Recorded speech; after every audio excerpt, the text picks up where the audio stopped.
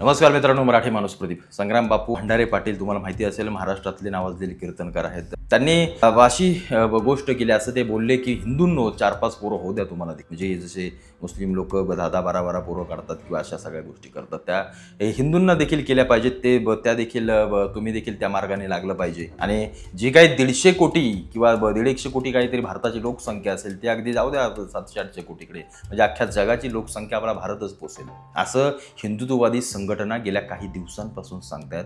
RSS सारखी संघटना सांगते की महाराष्ट्रामध्ये नाही, देशभरामध्ये हिंदूंची लोकसंख्या झपाट्यानं कमी होते म्हणण्यापेक्षा ती तिथं स्थिर आहे. जो माझा अभ्यास आहे, फक्त मुसलमानांची वाढते, त्याच्यामुळे असं वाटतं की हिंदू मागे राहतात. त्याचं कारण अनेक आहेत. त्याची सगळी भौगोलिक कारणं तुम्हाला मी अवश्य सांगेनच. महाराष्ट्रामध्ये किंवा देशामध्ये हिंदूंची लोकसंख्या कमी होण्याचं सगळ्यात महत्त्वाचं कारण आहे ते म्हणजे वंध्यत्व. हिंदूंना मुलं फार कमी प्रमाणामध्ये होत आहेत. तुम्हाला त्याची कारणं माहीत नसेल.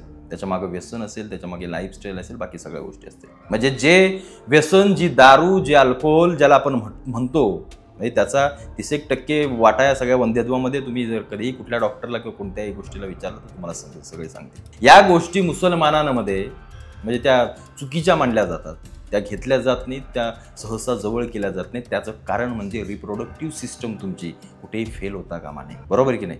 त्याच्यानंतर यांचे तर तुम्हाला माहितीच असेल की पत्नी किंवा लग्न करण्याचं प्रमाण जास्त असतं. म्हणजे एका स्त्रीला जरी 3 मुलं झाली तरी 4 स्त्रियांची 3-12 मुलं होतात. आपल्यामध्ये या सगळ्या गोष्टी चुकीच्या मानल्या जातात. पूर्वी तुम्ही जर पाहत असाल तुमच्या गावाखेड्यांमध्ये, तुमच्या आजूबाजूला 30-1 वर्षांपूर्वी एका पुरुषाकडे 3 ते 4 बायका असायच्या. त्यांचा मोठा परिवार होता, 4-5 मुलं असायची. या सगळ्या गोष्टी होत्या. हळूहळू त्या सगळ्या गोष्टी कुठे ना कुठेतरी चुकीच्या होत गेल्या म्हणण्यापेक्षा आपल्याला ते नोटीस करण्यात आलं. आपल्याला समाजाने ते दाखवलं, अरे याच्या 3 बायका आहेत. आपल्याला ते हास्यास्पद करून दिलं. मुसलमानाने एखाद्या 3 बायका केल्यानंतर त्यांच्यामध्ये त्या सगळ्या गोष्टीला, म्हणजे त्या माणसाला समाजामध्ये एक वेगळं स्थान दिलं जातं. आपल्याकडे त्या सगळ्या गोष्टी चुकीच्या ठरवल्या जातात. त्यामुळं लोकसंख्येचा प्रभाव इथं पडला. कारण आपण एका बायकोला आपली पोरं किती होणार? 1 नाही तर 2.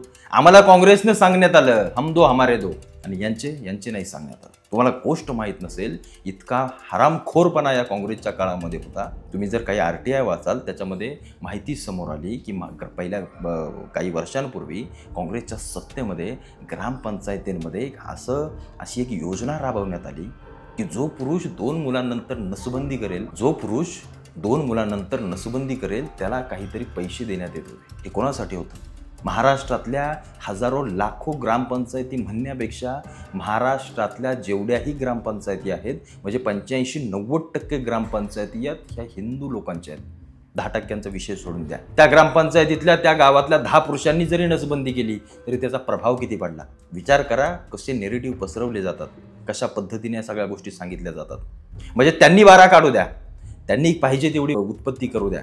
आम्ही हिंदूंनी 2 नाही, 2च्या वरती काढायचं नाही. आमच्या गावांच्या शाळांमध्ये त्या सगळ्या गोष्टी सांगितल्या. आमच्या ग्रामपंचायतीमध्ये हम दो हमारे दोची स्लोगन लावली. आमच्या रस्त्यांच्या कडेनं, आमच्या घरांवरती सगळ्या गोष्टी सांगण्यात आल्या. आम्हाला सांगण्यात आले की बाबा तू 4-5 पोरं काढशील, उद्या तुझा परिवार मोठा झाल्यानंतर त्याचे दुष्परिणाम आम्हाला सांगण्यात आले. त्या मुसलमानांना नाही सांगण्यात आले, कारण त्यांच्या धर्मात ती गोष्ट लिहिलेली आहे. त्यांना ते सांगितलेलं आहे की जोपर्यंत, कारण एक गोष्ट लक्षात घ्या, तुम्हाला माझ्या मागच्या व्हिडिओ तुम्ही पाहिल्या असतील की नाही, पण इथून पुढे लोकशाहीमध्ये ज्याचं मतदान जास्त त्याची सत्ता, ज्याचं मतदान कमी त्याची सत्ता. हे जे सांगतायत ना ही लोक, यांचे धर्मगुरून, हे बाकीचे जे बरळत आहेत ना की 2047 पर्यंत मुस्लिम राष्ट्र होईल भारत, होणार आहे. तुम्हाला माहीत नाही, होणार आहे. मुस्लिम राष्ट्र भारत होणार आहे.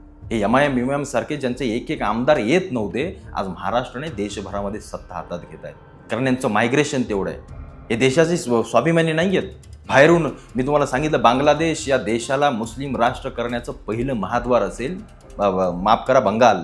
ही ममता बॅनर्जीची घेऊन बसले ना, त्या 70-80 किलोमीटरवरती BSFची जी काही बॉर्डर नाही आहे ना, तिथून हे सगळे रोहिंग्या आणि बाकीचे मुसलमान या देशामध्ये येत आहेत.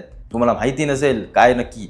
या बांद्रा स्टेशनच्या बाहेर मी तुम्हाला सांगितलं ना, ते पत्र्याची सगळी घरं आहेत. किती वेळा आपण त्याविषयी बोललोय. हे सगळे बांगलादेशी बाहेरची लोक आहेत. सगळे लोक बाहेरचे आहेत. बरं, आता हे ठाकरे घेऊन बसले, आता काय राज ठाकरे त्याच्यावरती आवाज उचलणार नाहीत. ठाकरेंच्या बाजूलाच आहे. बरं, तिथला आमदार कोण असेल तोही त्यांचाच असेल.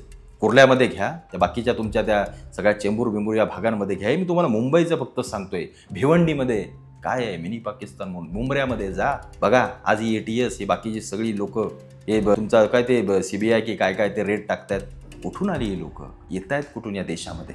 का चेकिंग होत नाही? आमच्या वाघा बॉर्डर असून त्या बाकीच्या सगळ्या बॉर्डर असून चेकिंग होत नाही? तिथं होते. तिथून कुणी आतमध्ये येत नाही. या देशामध्ये येणारा जेवढाही रोहिंग्या आणि बाकीचे मुसलमान आहेत ना, हे सगळे या बंगाल मार्गे आतमध्ये येत आहेत.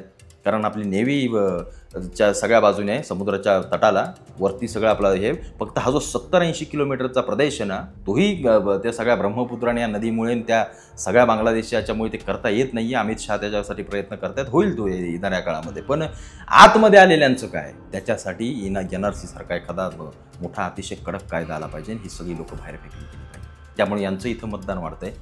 इथं आल्यानंतर आपलीच काही बांडगुळं, आपलेच काही प्रशासकीय लोक त्यांना जो आधार कार्ड काढून देत आहेत, त्यांना नको ते. म्हणजे आपण सगळ्यात महत्त्वाची घाणेरडी अवलादी जर कोण असतील तर आपल्या ते आले कसे? इथं आल्यानंतर त्यांना लाईटी मिळत आहेत, त्यांना लाईट बिलं येत आहेत, त्यांना सगळ्या गोष्टी येत आहेत. 10-15 वर्ष राहिल्यानंतर त्याला इथलं नागरिकत्व मिळून जाते. त्या सगळ्या गोष्टीचा आपण बारकाईने विचार करणार आहोत की नाही? आता जर आमच्या मुलांना किंवा आमच्या जोडप्यांना असं सांगितलं जातं की त्यांच्या डोक्यामध्ये असं टाकलं की आपल्याला पोरच नको, आपली सुखाची लाईफ जगायची काय आहे आयुष्यामध्ये, काय घेऊन जाणार आहोत? या सगळ्या गोष्टींमध्ये आम्ही पडलो. आमची लोकसंख्या झपाट्यानं कमी झाली. तुम्हाला येणाऱ्या काळामध्ये मी का बोललो? येणाऱ्या काळामध्ये एक नियम निघाला पाहिजे. नरेंद्र मोदींनी तो काढावा, सगळ्यांनी तो लक्षात ठेवावा की ज्याची 2पेक्षा जास्त आपत्ती त्याला मतदानाचा अधिकार देण्यात येऊ नये. लक्षात ठेवा. एका मुसलमानाच्या घरात 30-30, 40-40 मतदान आहे. या भारतातल्या एका मुसलमानाने जरी 12 मुलं 10 पकडा, मुसलमानांची लोकसंख्या काढा वृद्धांची, आणि त्याला मल्टिप्लाय 12ने करा, त्याची लोकसंख्या काढा. या देशामध्ये किती झाली? आमच्या देशातले राहणारे उच्चभ्रू लोक आज या देशामध्ये राहत नाहीत, ते या देशाच्या बाहेर राहतात. याचा अर्थ आमचं तिथं मतदान कमी झालं. आमचं वंध्यत्वाचं सगळ्यात मोठं ते प्रमाण आहे. आणि बाकी तर सगळ्या गोष्टी आहेतच. मग अगदी हम दो हमारे दो, मग कसे नसबंद्यान, या सगळ्या गोष्टी या काँग्रेसी लोकांनी काढून ठेवल्या, त्याच्यात अर्धे गेले. पण येणाऱ्या काळामध्ये जर लोकशाही असणार आहे तर तुमची सत्ता येणार कशी? अरे ज्याचं मतदान जास्त त्याची सत्ता, ज्याचं मतदान कमी त्याची सत्ता नाही राहणार. त्याच्यासाठी संग्राम बापू तुम्ही जे म्हटलात ना, किंवा त्यांनी जे म्हटलंय ना, ते सगळ्यात महत्त्वाची गोष्ट आहे. त्याच्याबद्दल गरळ ओकणारे आणि त्यांच्यावरती टीका करणाऱ्यांनी एक गोष्ट लक्षात ठेवा, ज्या इंग्रजांनी 150 वर्ष राज्य केलं, आज तो अख्खा इंग्लंड असो, आज तो ती सगळी ते पाश्चिमात्य देश असो, हे जे काही मायग्रेंट करून गेले ना, तुमचे सिरिया असेल, इराण असेल, इराक असेल, ते तुमचे अफगाणिस्तान जे काही मायग्रेंट झाले, जे स्थलांतरण होतंय, ते सगळे या युरोपियन देशांमध्ये होतंय. आणि त्या देशांची आता अवस्था काय आहे ना, ते फक्त कधीतरी गुगलवरती जाऊन सर्च करा की काय नक्की तिथं चाललंय. आणि तुम्हाला माहीत नाही की आपल्याकडेच काँग्रेस आहे, तसं त्याही देशांमध्ये जशी उजव्या विचारसरणीची लोक आहेत, तशी तिथेही डाव्या विचारसरणीची लोक आहेत. आज त्यांची सत्ता बघा काय. आत्ताचेच ते पंतप्रधान येऊन गेले आपल्या देशामध्ये. त्यांनी काय सांगितलं? त्या इटलीच्या त्या काय ते मेलोनी की कोण, त्यांनी काय सांगितलं? किती लोकसंख्या वाढली? जो आकडा जो त्यांनी दिला ना या संयुक्त राष्ट्राच्या, कधी या वेबसाईट तुम्ही बघत जा रे. या सगळ्या गोष्टी आम्हाला फक्त आमच्या ग्रामपंचायतीच्या आणि आमच्या नगरसेवकाच्या बाहेर जे काही माहीत नसतं. या सगळ्या गोष्टी बघा की काय नक्की होत आहे तिथं. हे शरण जे येत आहेत ना, शरणार्थी ज्यांना घेत आहेत, ते बरोबर तिथल्या सगळ्या गोष्टींना संपवत आहेत. आणि तिथं मुस्लिम देशात किंवा मुस्लिम सगळं बहुसंख्य देश बनवायच्या मागे लागलेत. ज्या लोकांना आपण आपले दोस्त समजत होतो, हे अमेरिका वगैरे हे आपल्या हातातले नाही आहेत. ते फक्त पैशासाठी जगणारे व्यापारी सगळी लोक आहेत. पण आपल्या देशाचा विचार करा.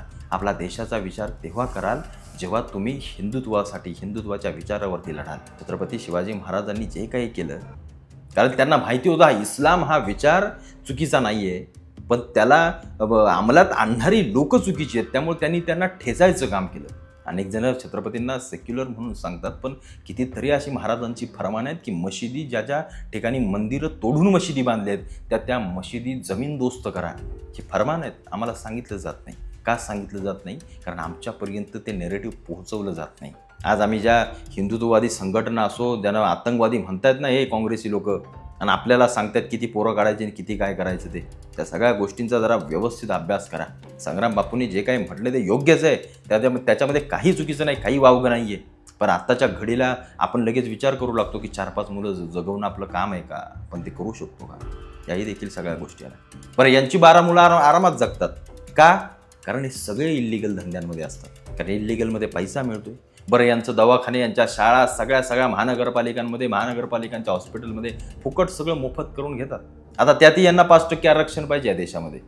ते आरक्षण मिळाल्यानंतर तुमची अवस्था काय होईल त्याचा सारासार विचार करा. मी या मताचा आहे की हिंदूंनी 10 मुलं काढावी, त्यांनी 20 काढावी आणि ही शर्यत करत आपल्या देशाची लोकसंख्या वाढली, याच्यात काही अर्थ नाही आहे. पण एक महत्त्वाचा नियम असा यावा, हम दो हमारे दो म्हणण्यापेक्षा तुला काढायचे तितकी काढ, पण 2पेक्षा जास्त ज्याला मुलं असतील त्याचा मतदानाचा अधिकार काढून घ्या.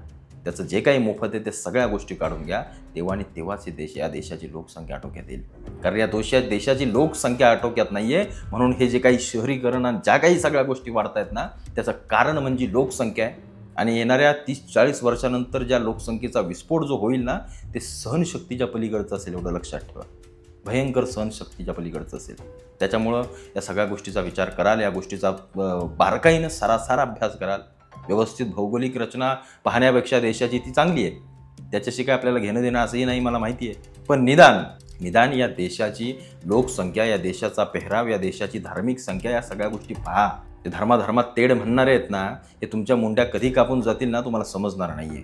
त्याच्यामुळं ह्या गोष्टीवरती बारकाईनं लक्ष असू द्या आणि हिंदुत्ववादी संघटनांच्या मागे उभे राहा, हिंदुत्ववादी विचारांच्या मागे उभे राहा. एवढंच मी फक्त सांगतो.